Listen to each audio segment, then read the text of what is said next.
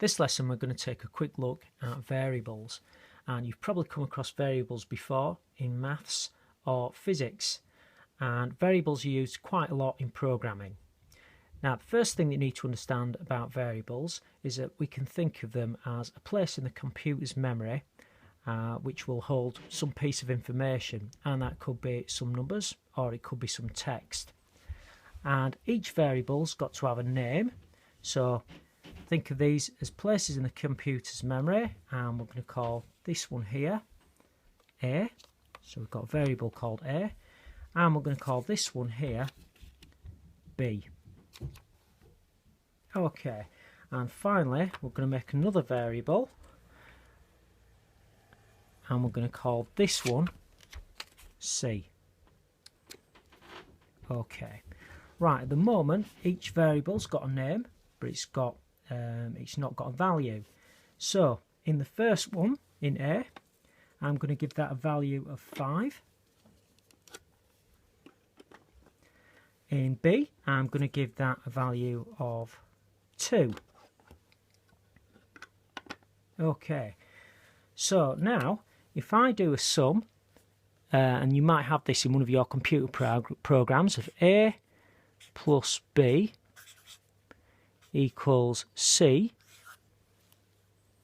Okay, if we look at A, we've got 5. So that value of 5 is stored in A.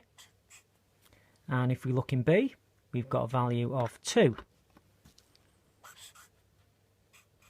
Now then, if we add together 5 and 2, we need to put the answer in the variable C, because at the moment it's got a name, but it hasn't got a value.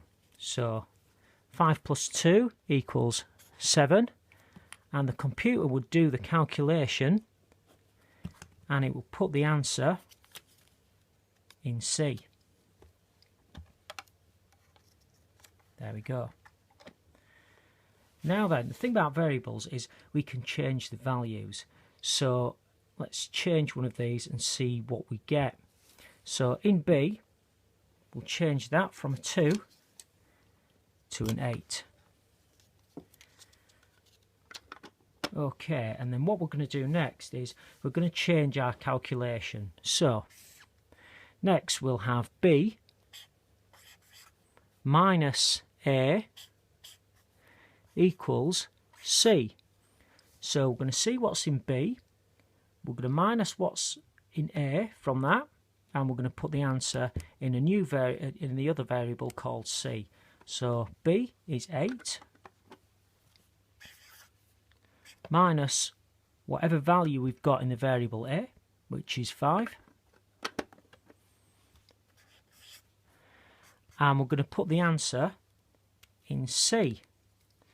So 8 minus 5 equals 3. Now again, if you've got that in a program, once the program is run, it will figure out the answer and it will put it in the variable called C. So we're going to get rid of that one because we've got a new calculation.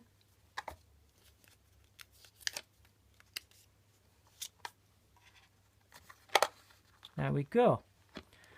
So 8 minus 5, put the answer in the variable called C, which is 3.